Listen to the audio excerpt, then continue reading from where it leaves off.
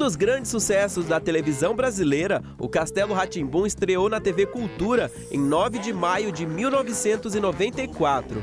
O programa teve 90 episódios. O projeto foi uma grande produção que chegou a envolver 250 profissionais.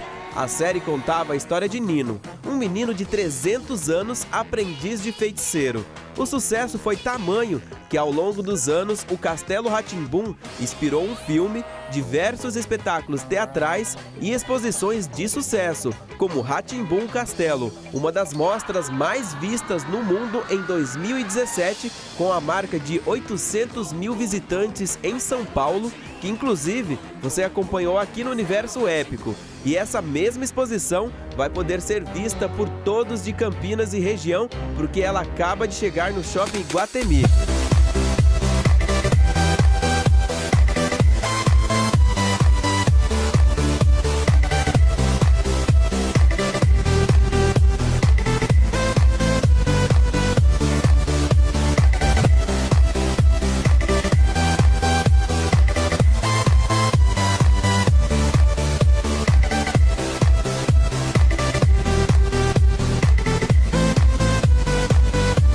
O Universo Épico já mostrou para vocês aqui no ano passado a exposição do Castelo Rá-Tim-Bum lá em São Paulo. E agora ela está aqui em Campinas, no Shopping Iguatemi. Eu vou conversar com a Renata, ela que é a responsável aqui pelo shopping, né? E vai contar um pouquinho pra gente do que o público pode esperar da exposição aqui no shopping. Tudo bem, super obrigada pela presença de vocês. A gente está muito satisfeito em trazer a exposição mais visitada da América Latina para Campinas. Campinas e região merecem demais essa exposição, e o que eles podem encontrar é uma réplica da exposição que aconteceu lá, e inclusive a gente acha que está um pouco melhor, porque os espaços estão maiores, mais distribuídos em 500 metros quadrados, e que relembram toda a nossa infância de um período mágico. Não tem nada a perder para São Paulo, né? Nada, absolutamente nada. Os cenários são reconstruídos aqui dentro, num espaço super grande, de 500 metros quadrados. E o que a gente quer com isso é democratizar a arte e a cultura para a região. Então, a primeira vez que que entra num shopping center, uma exposição como essa, e a primeira vez no interior paulista. Então é uma exposição que é para o pai, né, que foi criança e acompanhou o castelo lá atrás, né, os episódios, o seriado, e para as crianças, né? Exatamente, é por isso que ela é tão feliz, assim, ela envolve a família como um todo, que é uma das missões do Iguatemi Campinas. A gente traz o pai, traz a mãe, que relembra, e mostra uma nova realidade para o filho.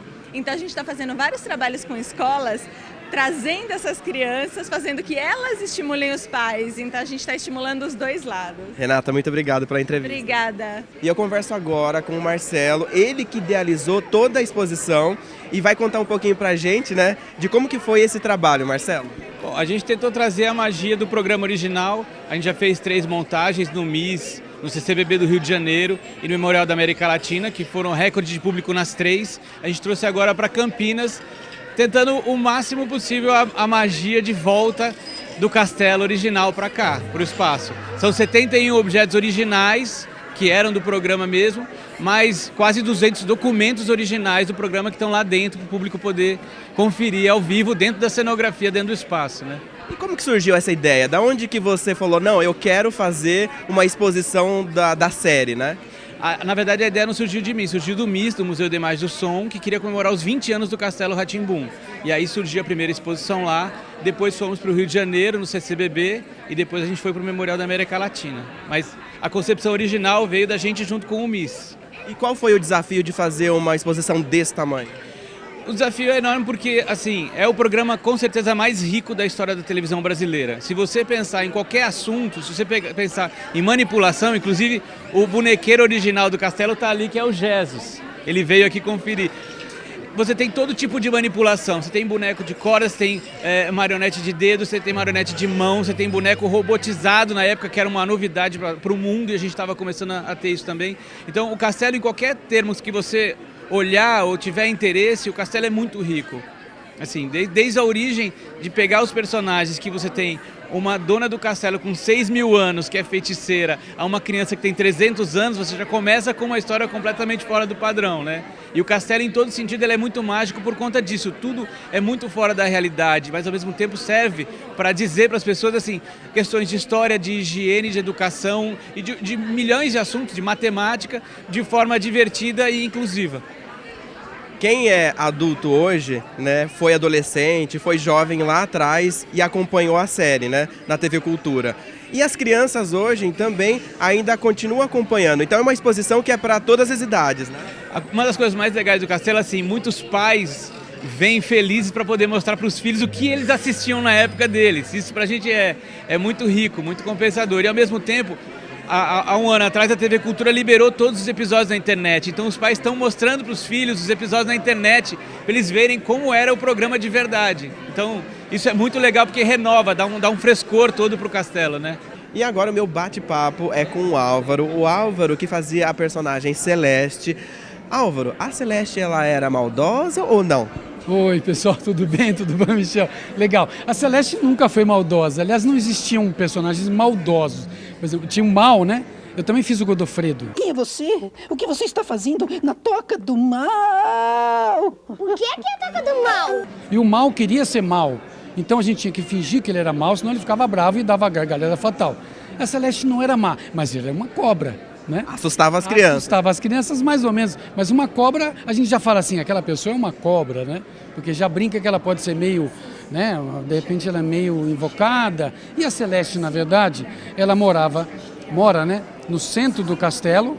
E era perturbado o tempo todo, que ela queria dormir, por tudo que acontecia em volta da árvore dela. O Nino e as crianças não deixavam elas dormir. Não deixavam ela dormir sossegada. Então ela ficava chateada, mesmo porque o castelo foi construído depois da árvore. Então ela achava que o castelo era dela, né? Então ela é aquela cobra meio rabugenta, assim. Toque, toque, toque, toque, toque, toque, Celestina. Oi, Nino, já é carnaval? Ah, é sim, mas só que eu não sei que fantasia eu vou usar no grande baile de carnaval do castelo. Ah, Ei, mas foi pra isso que você me acordou? Por que você não se veste de palhaço? Mas assim, super do bem, super legal a E Celeste. conta pra gente, como é que foi a construção da personagem, né? De chegar nas características, né? Como é que você fez? Olha, a gente recebia um perfil de personagem muito pequeno, né? Tipo uma cobra celeste, mulher, né? Fêmea, né? E só. E aí com o boneco, eu geralmente trabalho com 49% é o visual e 51% é o gesto e voz do boneco.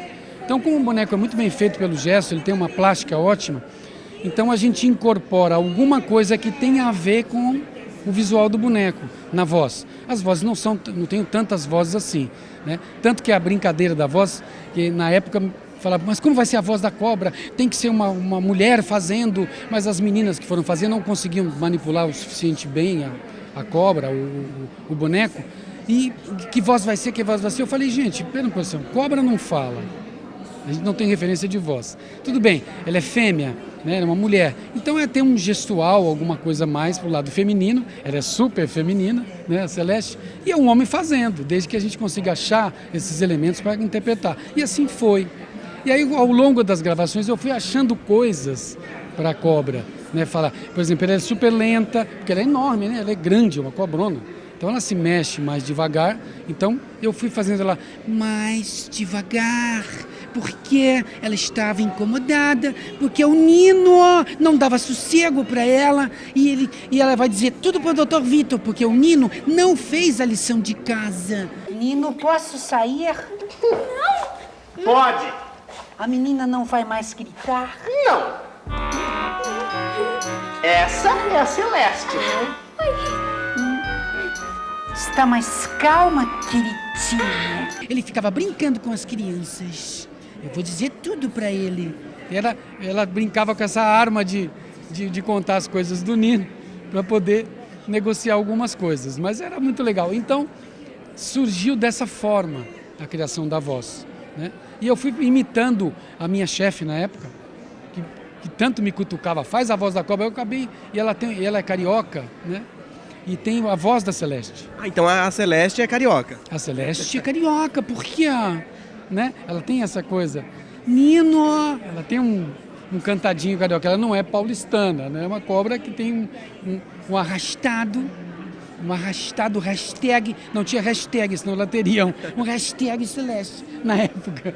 Mas era legal. E é mais gostoso de falar com esse cantado carioca. Né? Foram 90 episódios, 3 anos aí, né? Alguns anos de Castelo. Tem algum episódio que foi marcante para você, que foi assim especial com a personagem?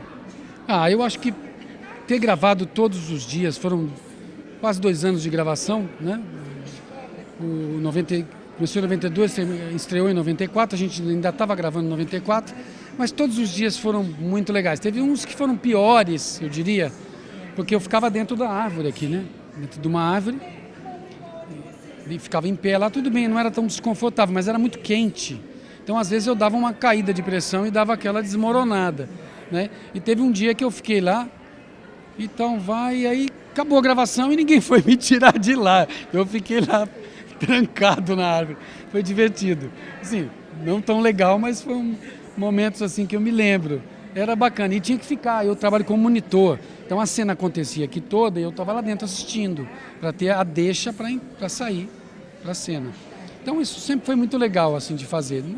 Dá saudades? Dá. Não, eu não digo saudade, assim, porque a gente está vivo, né? É engraçado isso. Eu não sinto saudade, porque não foi embora.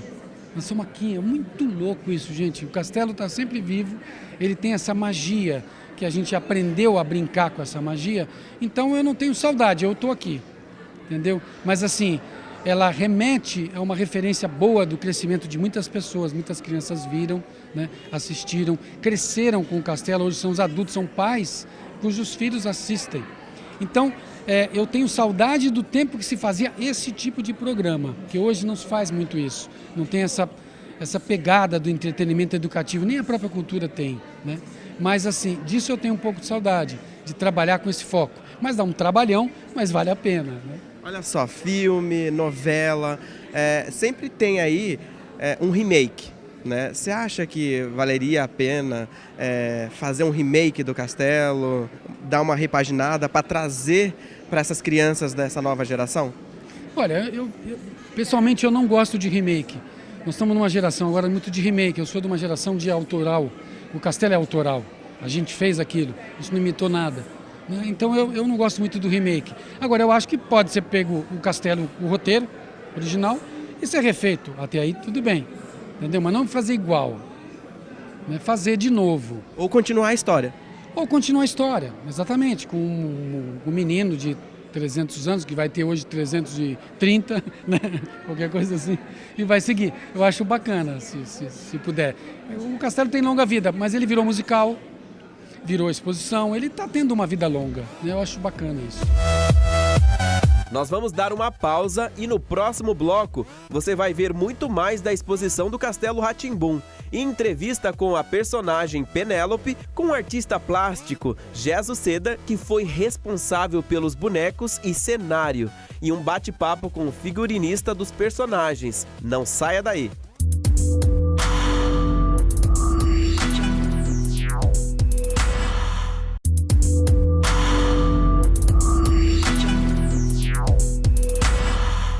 Castelo Rá-Tim-Bum. A série tinha como diretriz colaborar com a formação das crianças, incluindo noções de ciências, história, matemática, música, literatura, artes plásticas, ecologia e cidadania. Tudo isso, claro, de forma divertida e com um toque de magia. E para que toda essa informação chegasse ao público, a equipe estava atenta a todos os detalhes, desde a roupa em que os personagens vestiam até o cenário e adereços do castelo. E passeando aqui pelo castelo, agora a gente vai falar sobre figurinos, né? E tem o responsável, que é o Gardim, ele que é figurinista de todos os personagens do castelo. Fala pra gente então, Gardim, como é que foi quando você recebeu esse convite, né, de produzir os figurinos? Foi uma loucura, porque eu já tinha trabalhado na TV Cultura, tinha feito vários programas lá e tinha saído. Nisso o Cal me chamou novamente para implantar o castelo. Quando eu cheguei, eu recebi a sinopse dos personagens. Em uma semana eu desenhei tudo, porque eram personagens fixos, eu vi a grana que eu tinha. Uma semana, todos esses personagens? Eu falei assim, acho que ninguém pode trocar de roupa pela grana que a gente tem. Então a gente vai manter um figurino fixo e marcante. Então eu planejei que seria uma coisa baseada meio em patchwork. Patchwork é uma mistura de tecidos, né? Cada roupa não tem um único tecido. Desde o Dr. Abobrinha, é todo em retalhos de xadrez. A caipora é retalhos de animal print, que é estampa de animal. O Etevaldo é mistura de cores. Enfim, todos os personagens eles têm um monte de remendo de tecidos, assim, na verdade, né? E sobreposições de peças, que de repente em um episódio está com uma camisa, do outro põe um colete, do outro põe um paletó, outro põe um sobretudo. Então todo mundo tinha um figurino completo e único. Só tinha alguns personagens que entravam no chroma key, tinham uma diferença que não tinham azul ou não tinham verde, para de repente entrar no cenário eletrônico. E foi tudo meio inspirado em diversas fontes. Tem coisas que eram do rock, ou de moda, ou de história, ou da história da moda, enfim, cada um tem uma inspiração, tipo a caipora, ela é inspirada numa roupa da Tina Turner, que era toda de cabelo. Verdade. o Etevaldo, ele é meio... cheio de formas. Exato. O Etevaldo tem meu enteado, ele tinha desenhado, eu cheguei com ele e falei assim, vamos desenhar, ele tinha 6 anos na época, né? Vamos desenhar um ET. Aí ele pegou, desenhou e pôs aquele sapatinho que tinha os anéis de Saturno, assim, e uma cabeça que tinha umas bolas. Eu falei assim, vamos nessa. Eu apresentei isso, deu certo, né? Então... Na hora que você apresentou e o Cal viu, ele falou ok. O Cal, ele é reticente em tudo, assim, né? Mesmo... Porque o Cal, pessoal, é o diretor, né? O diretor do seriado. Exatamente. O cenário ia por uma linguagem... A princípio, eu não dei tempo do cenário conseguir ter a criação já realizada. Eu apresentei um planejamento de cores para cada grupo. Então, tipo, os moradores do castelo, que é a Morgana, o Vitor, o Nino, eles têm umas cores medievais, mais profundas. As crianças chegam com cores vivas e vibrantes, com contrastes, assim. Então, cores primárias. E cada um tem uma linguagem. Então, o Abobrinha é todo de xadrezes. O Etevaldo, ele é todo em tons cítricos. A Penélope é toda cor-de-rosa.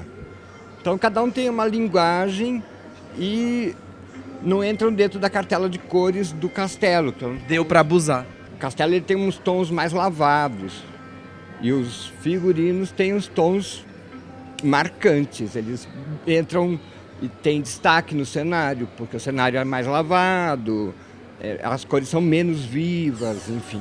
Tudo isso foi pensado, né, para marcar os personagens. Exato.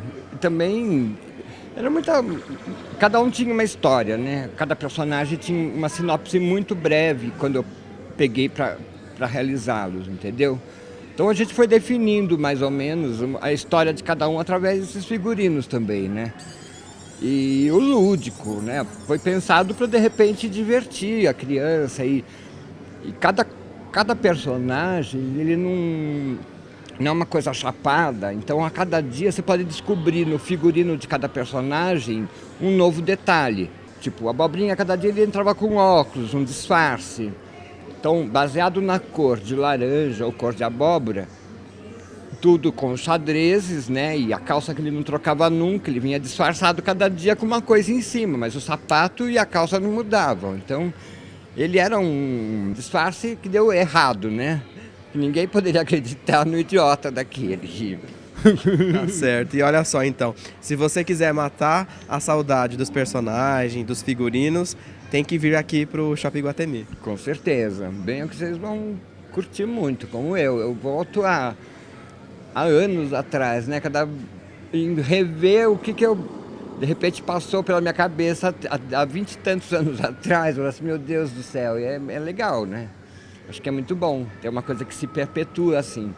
Na verdade, eu guardei tudo pensando que tivesse uma continuidade do trabalho, né? A gente pensou que tivesse uma continuidade da série, dos episódios, e não tiveram. Então, eu tinha reservado uma grana para armazenamento desses figurinos.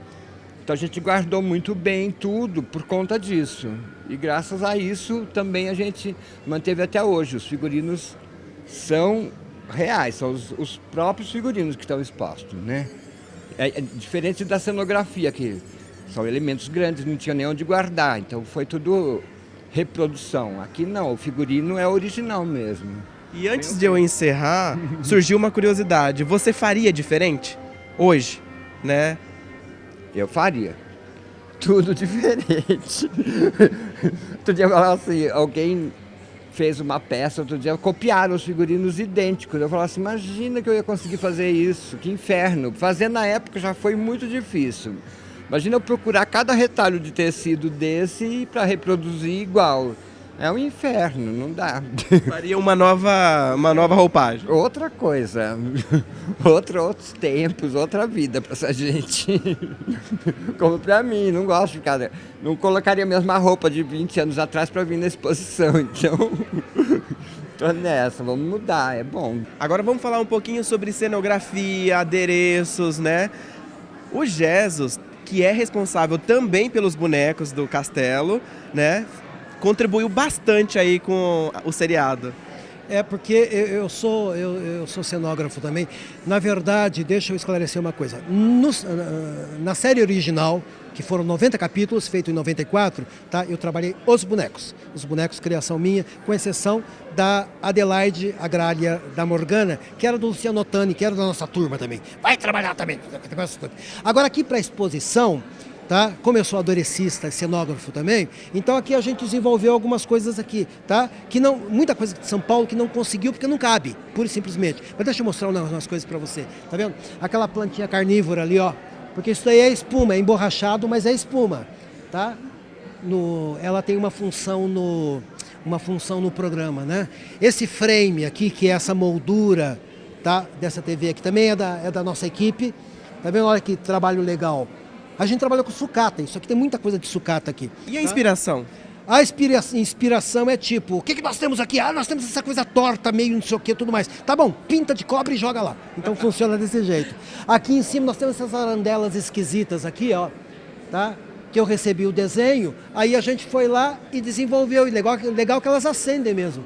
Inclusive algumas que sobraram lá na oficina, alguém levou para casa e está lá na sala de alguém, ok? Então essa caixinha aqui também, todo esse material de acessório aqui, porque isso aqui é muito legal, que é para as pessoas.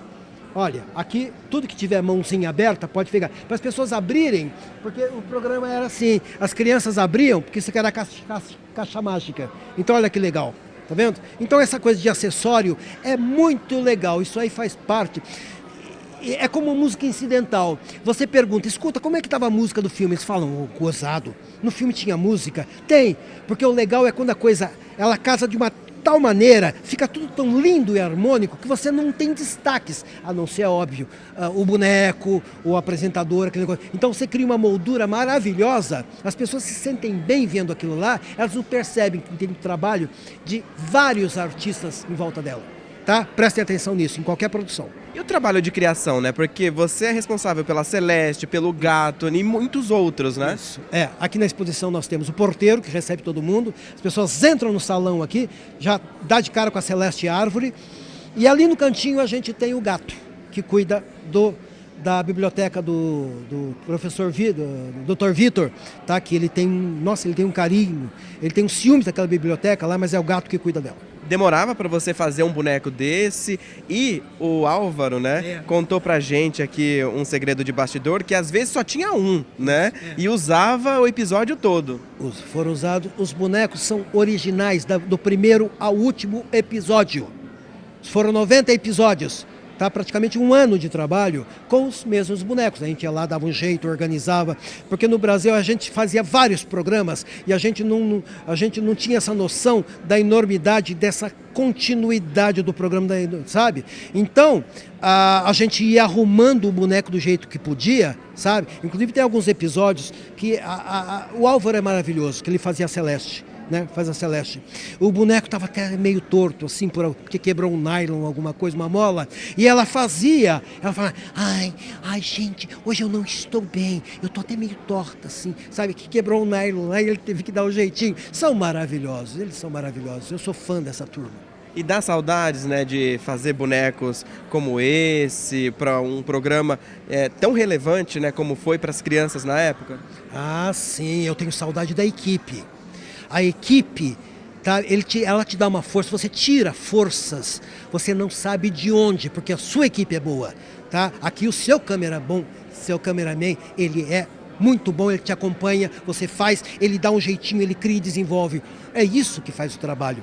Equipe, ninguém faz nada sozinho, põe isso na cabeça. Tá? Por mais lindo, mas extraordinário, sabe? Revolucionário o seu trabalho. Se você não tiver uma equipe atrás de você, nada acontece. Tá aí a chance, então, de reviver, né, esse programa que foi sucesso aí para as crianças no passado. Ah, é um presente para Campinas isso daqui. Nossa, nós fizemos em 2014, a primeira em São Paulo, no MIS. Eram 3 andares, era bem, né? Porque o museu ficou à nossa disposição. Agora aqui, é lógico que é um espaço limitado, porque que o Iguatemi abriu esse espaço, que maravilha, que tem, sabe? E aqui, nossa, é um espaço bem legal, tá? Então você, numa volta, só que essa volta, pode ter certeza, você vem pra cá, você vai ficar 1 hora aqui dentro.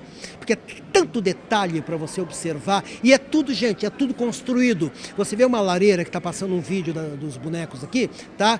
E você fala, isso é mármore, é granito. Não, isso aí foi construído e pintado à mão. E o desenho do castelo é tudo Gaudí, né? Certo? Então é impressionante, é uma coisa harmônica, ele é assim, uma delícia, porque, sabe, você fala, puxa vida, eu conheço isso aqui de algum lugar, é Gaudí, sabe, Gaudí, ele puxa, você entra numa casa Gaudí, num castelo Gaudí, você fala, nossa, eu estou em casa, porque é harmônico, sabe, é aquela coisa, parece um útero, entende? É muito legal mesmo. Isso é o castelo, aqui no Shopping Iguatemi. Tá? Vai ficar até junho, eu acho, né? Por aí. Tá? Venham para cá. Tá? É no horário do shopping, assim. Tá? E os ingressos são baratíssimos. Eu acho que tá 10, 15 reais, alguma coisa assim. Sabe? Traz todo mundo, vem todo mundo para cá. O Universo Épico invadiu aqui o estúdio da jornalista Penélope, né? Então agora o nosso bate-papo é de jornalista para jornalista. Jornalista para jornalista, isso mesmo. Tudo bom? Tudo jóia. Olá, telespectadores. Penélope, qual foi a notícia mais difícil que você já deu no castelo? Eu tive que dar a notícia que o doutor Abobrinha, ele, após 23, 24 anos de investigação, ele foi preso pela Operação Lava Castelo. Foi uma notícia difícil, mas foi bom, né? Ele, né, se perdeu. Imagina, aí. Ele fez tanta coisa para tentar roubar o castelo. Ele se fantasiou até de Penélope uma época. Olha só, agora eu vou falar com a Ângela que interpreta a Penélope. E Ângela, como é que foi, né, fazer todo esse tempo a personagem que cativou aí tantas crianças e hoje adultos? Olha, na verdade eu fiz na época, depois passou um bom tempo, né, sem nunca mais fazer. Aí tem uns, acho que 6 anos que eu fiz a peça da Penélope. E depois começou a primeira exposição no MIS. Aí me chamaram para fazer algumas presenças, gravar uns vídeos e tal. A TV Cultura mesmo também teve o Dia da Mulher, enfim, chamando a personagem para fazer algumas ações, né? Então, fui revivendo, né? E agora, por exemplo, aqui na exposição no Shopping Iguatemi em Campinas, também estou aqui de novo para estar com vocês. E para construir a personagem, né? Como é que você fez? Você se baseou, por exemplo, na Fátima Bernardes, em alguma jornalista? Não. Na época, eu me baseei na Dini é um gênio, pelo jeitinho dela, e pela roupa, assim. E principalmente quando eu recebi do Carlos Alberto Gardim, que está por aqui, inclusive, que é o figurinista, né? Ele que criou todos os figurinos do castelo. Quando eu vi o croquis, já me veio a inspiração da personagem, essa coisa rosa, essa coisa pelúcia, a voz, e também um pouco na Penélope da Corrida Maluca. Foram esses as inspirações. Dava para imaginar que o Castelo seria um sucesso como foi? Não, quando nós gravamos tudo e depois ele estreou, aí começou sucesso, aí começou essa longevidade, e agora com a exposição dos 20 anos do Castelo no MIS, que também teve esse movimento todo de reviver o Castelo. E os fãs cresceram, as crianças cresceram, né? Então não pode perder, nem pai, nem criança. Exatamente. Os que eram crianças, que agora têm filhos, que venham e tragam os filhos para saborearem toda essa maravilha que é o Castelo. Bom, então tchau. Tchau não. Até amanhã. Ponto final no Universo Épico de hoje. Eu espero que vocês tenham gostado. E na próxima semana tem muito mais. Tchau!